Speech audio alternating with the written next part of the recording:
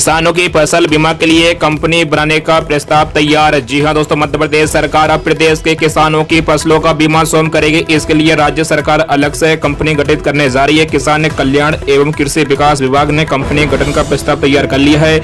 इसे शीघ्र औपचारिक स्वीकृति मिलने की संभावना है। जी हाँ दोस्तों, बताया जा रहा है कि अब इसे निर्णय के लिए कैबिनेट में पेश किया जाएगा। कैबिनेट में निर्णय के बाद प्रदेश में किसानों की फसलों का बीमा करने के लिए एक नई कंपनी गठन हो जाएगा। इसी के साथ फसलों की बीमा के लिए निजी कंपनियों का दखल पूरी तरह से समाप्त हो जाएगा। जी हां दोस्तों, दरअसल 2 माह पहले किसानों को फसल बीमा के भुगतान के दौरान सैकड़ों किसानों को 100 रुपए से कम बीमा राशि का भुगतान किया गया। इससे राज्य सरकार को 4,600 करोड़ रुपए बीमा राशि का भुगतान करने के बाद शाबाशी कम मिली और आलोचना अधिक हुई। इसलिए ही राज्य सरकार फसलों का बीमा करने वाली बड़ी कंपनियों से तौबा करने जा रही है। 100 करोड़ के फंड से कंपनी का होगा गठन। जी हाँ दोस्तों, बता दें कंपनी के गठन के लिए शुरू में 100 करोड़ रुपए की अंश पूंजी राज्य सरकार देगी। बाद में राज्य सरकार कंपनी की अंश पूंजी में बढ़ोतरी कर दी जाएगी। मध्य प्रदेश के किसानों की फसलों का बीमा यही कंपनी करेगी। प्रधानमंत्री फसल बीमा योजना के तहत राज्य और केंद्र सरकार फसल बीमा योजना के प्रीमियम की बड़ी राशि निजी कंपनियों को देती है। योजना के तहत प्रीमियम का एक अंश किसानों को भी देना होता है। ये बता दें कि मई में राज्य सरकार ने बीमा कंपनियों को 2200 करोड़ रुपए प्रीमियम का भुगतान किया था। प्रीमियम का भुगतान नहीं होने के कारण बीमा कंपनियों ने किसानों की बीमा की राशि का भुगतान रोक दिया था। भंग होगी प्रदेश कांग्रेस कमेटी, 2000 से ज्यादा नियुक्ति को रद्द करने की तैयारी। जी हां दोस्तों, उपचुनाव में हार के बाद कांग्रेस का पुनः गठन किया जाएगा। प्रदेश कांग्रेस कमेटी को भंग कर जल्द ही 2000 से ज्यादा नियुक्ति को रद्द करने की तैयारी है। वर्ष 2018 के चुनाव से पहले जमीनी स्तर पर और उपचुनाव से पहले विधानसभा क्षेत्र प्रभारी से प्रभारी सहित करीब 3000 से ज्यादा पदों पर नियुक्ति की गई थी। इस बारे में पूर्व मंत्री पीसी शर्मा ने बयान में कहा है कि हाल में हुई नियुक्ति को रद्द करने की प्रक्रिया जल्द होगी। उपचुनाव में हार के बाद विधायक दल की बैठक में कमलनाथ ने कहा था कि 19 जिलों के विधानसभा प्रभारी रिपोर्ट सौंपे। दीपावली के बाद बैठक में इस पर चर्चा की जाएगी। जी हां दोस्तों, उपचुनाव हारने के बाद प्रदेश अध्यक्ष एवं पूर्व मुख्यमंत्री कमलनाथ ने 13 नवंबर को राष्ट्रीय अध्यक्ष सोनिया गांधी से मुलाकात की थी। इस दौरान कमलनाथ ने 19 सीटों पर हार की वजह की जानकारी सोनिया गांधी को दी थी। इसके बाद उन्होंने कमलनाथ को मध्य प्रदेश में संगठन में बदलाव के निर्देश दिए हैं।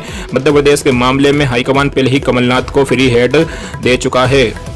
कमलनाथ फिलहाल दिल्ली में है। माना जा रहा है कि कमलनाथ के भोपाल लौटने के बाद प्रदेश कार्यकारिणी को भंग कर दिया जाएगा। जी हाँ दोस्तों, उपचुनाव से पहले 19 जिलों की 28 सीटों के लिए विधानसभा प्रभारी से प्रभारी समन्वयक के अलावा इन जिलों के अध्यक्षों ने वार्ड स्तर पर कई नियुक्तियां कर दी थी, जिन्हें रद्द करने की तैयारी है। मौसम विभाग ने जताई संभावना, झमाझम बारिश के बीच प्रदेश में बढ़ेगी ठंड। जी हां दोस्तों, मध्य प्रदेश में एक बार फिर से मौसम ने करवट ले ली है, जिसके बाद कई तेज तो कई झमाझम बारिश से ठंड बढ़ रही है। मौसम के अचानक बदलने से तापमान में गिरावट भी दर्ज की गई है। वही मौसम विभाग की माने तो पश्चिम उत्तर के कुछ इलाकों में झमाझम बारिश के बीच प्रदेश में ठंड बढ़ेगी। जी हां दोस्तों, दरअसल रविवार को ग्वालियर में सबसे ज्यादा बारिश दर्ज की गई है।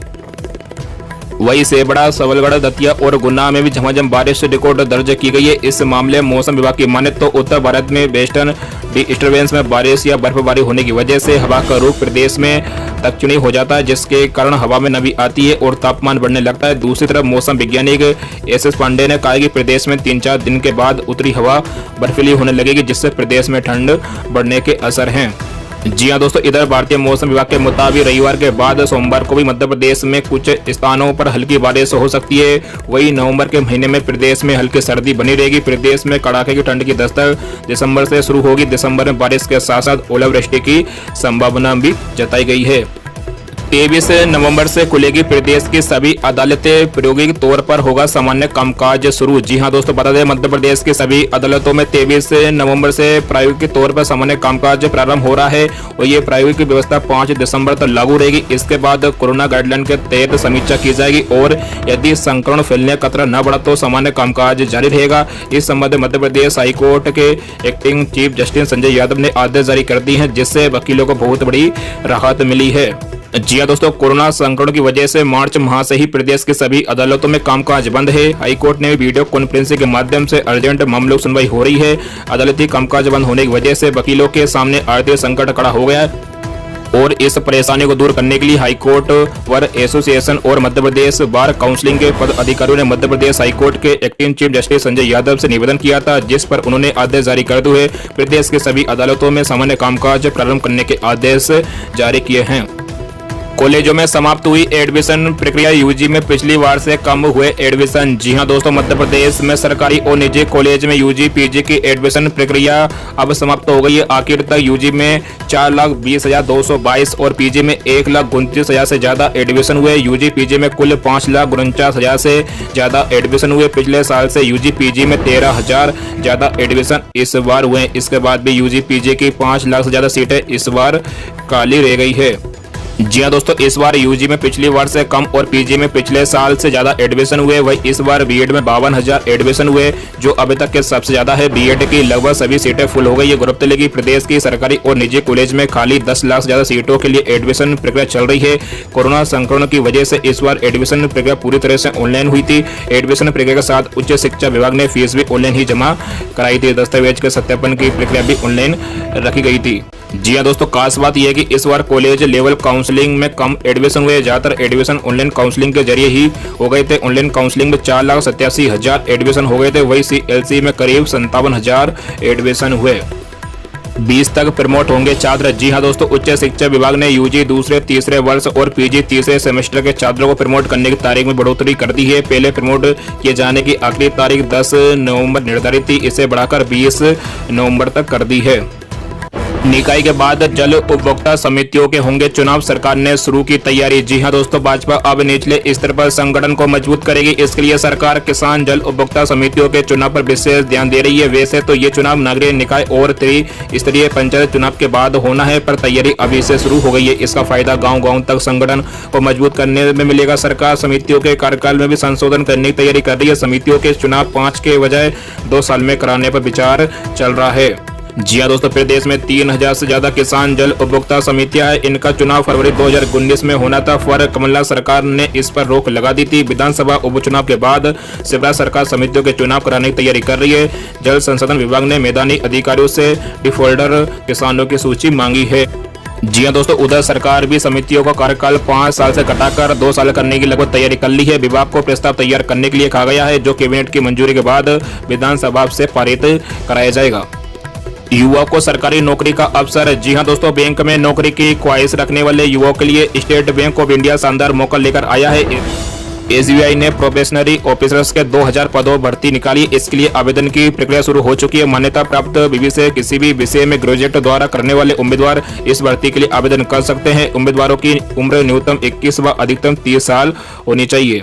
जी हां दोस्तों, आरक्षित वर्गों को अधिकतम आयु सीमा में छूट मिलेगी। ऑनलाइन आवेदन शुरू हो चुके हैं और आवेदन की अंतिम तारीख 4 दिसंबर है। प्रारंभिक परीक्षा 21 दिसंबर और 2, 4 तथा 5 जनवरी को, जबकि मुख्य परीक्षा 29 जनवरी को होगी। वही कक्षा 12वीं पास कर चुके युवाओं के लिए केंद्र सरकार के विभागों में नौकरी पाने का अवसर है। कर्मचारी चयन आयोग ने combined high secondary level exam 2020 के लिए भी नोटिफिकेशन जारी कर दिया गया है। आधिकारिक वेबसाइट sjc.nic.in पर इसके लिए आवेदन की प्रक्रिया शुरू हो चुकी है। नागरिक निकाय चुनाव को लेकर तैयारी लगभग पूरी दिसंबर के अंतिम तक जारी हो सकती है अधिसूचना। जी हां दोस्तों, मध्य प्रदेश में नागरिक निकाय चुनाव की तैयारी लगभग पूरी हो गई है। सरकार से हरी झंडी मिलने के बाद राज्य निर्वाचन आयोग किसी भी समय चुनाव कार्यक्रम जारी कर देगा। संभावना जताई जा रही है कि दिसंबर में चुनाव की अधिसूचना जारी होगी। इसके बाद जनवरी फरवरी तक चुनाव करा लिया जाएगा। अधिसूचना हर हाल में 21 दिसंबर से पहले जारी किए जाने की पूरी तैयारी है। चूंकि विधानसभा उपचुनाव में भाजपा को जिस तरह से जीत मिली है, ऐसे में सरकार इस अच्छे वक्त को हर हाल में बुलाना चाह रही है। ऐसे में सरकार कोई देरी नहीं करना चाहती। जी दोस्तों, बता दें प्रदेश के 345 नागरिक निकायों में चुनाव कराया जाना है। इनमें से कुछ को छोड़कर ज्यादातर के कार्यकाल पूरे हो चुके हैं। उन सभी निकायों में अब संभाग आयुक्त, कलेक्टर व एसडीएम बतौर प्रशासक कार्य कर रहे हैं। दरअसल उपचुनाव की वजह से 8 जिलों में मशीनों की जांच नहीं हो पाई है। इसके अलावा कुछ नगर परिषदों में वोटर लिस्ट का कार्य भी अभी बाकी है। इससे हर हाल में इसी महीने नवंबर तक पूरे किए जाने की संभावना है। इसमें 10 से 15 दिन का वक्त और लग सकता है।